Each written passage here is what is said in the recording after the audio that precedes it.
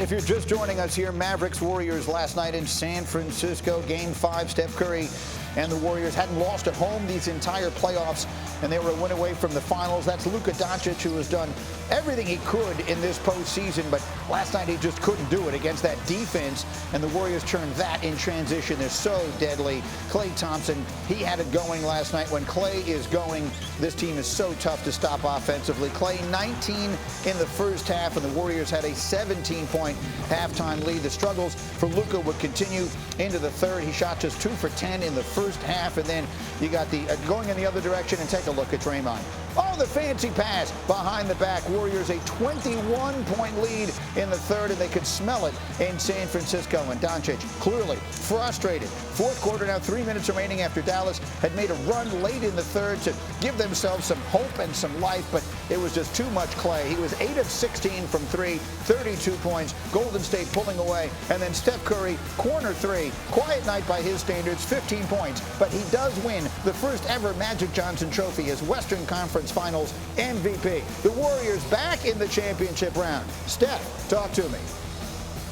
This is a blessing. Obviously, it's a team effort to get back here. What Draymond said, for us to be out the mix for the last 2 years and to be where we belong back in the finals. We know this isn't the ultimate goal, but we got to celebrate this because all we went through these last 3 years. So.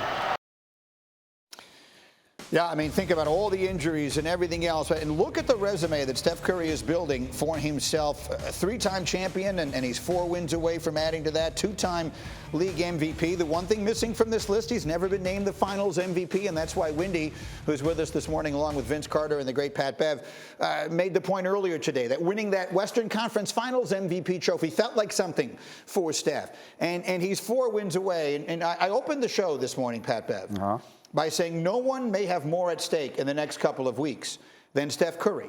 If he adds that finals MVP, if they win another championship, I think we have all generally, universally considered LeBron James to be the defining player of this generation. Yeah. Could Steph Curry have something to say about that here? I believe so. And that's not to discredit, obviously, what LeBron has done in the league and what he's still doing and his legacy. He set the bar extremely high, but you have to give Steph Curry a lot of credit, man. He's 6'1", 25, 5 and 5 average in the playoffs, shooting over 43%. Back to the chip again, 6 out of 8 times. I mean, his resume, scoring title, the most 3-pointers to hit ever. I mean, his resume is elite, so you have to put him up there. Now, let's take a look again at the comparison with King James. And this is to be in this conversation, the lofty company. I know people will go sideways.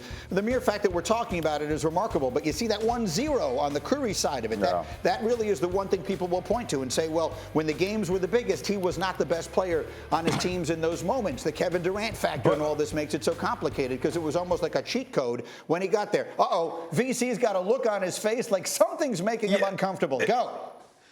It's the one thing that bothers me about that is like he didn't show up in the defining moments, but I don't think that's true. I think he did. Can we agree? Yes, Andre Iguodala got the MVP. 200%. But we all sat there like, wait, Steph. Okay, cool. Now, KD was lights out. Steph took a back seat to KD to allow him to be the KD they need to win back-to-back years. And he showed up and he did what he needed to do. At the end of the day, I think Steph wanted to win championships more so than hardware. And yes, we on the outside felt like, man, he deserved that trophy as well. But, he's an unselfish superstar, and it was about empowering everybody else and making sure everybody else is able to do their job to be great, to win championships. And now I think if they're able to pull this off and win these 4 games, he will hold that trophy. And it is not disrespecting LeBron. I think now you're saying Steph needs to be talked about for this era and generation like we do LeBron James. Thank you for watching ESPN on YouTube. For live streaming sports and premium content, subscribe to ESPN+.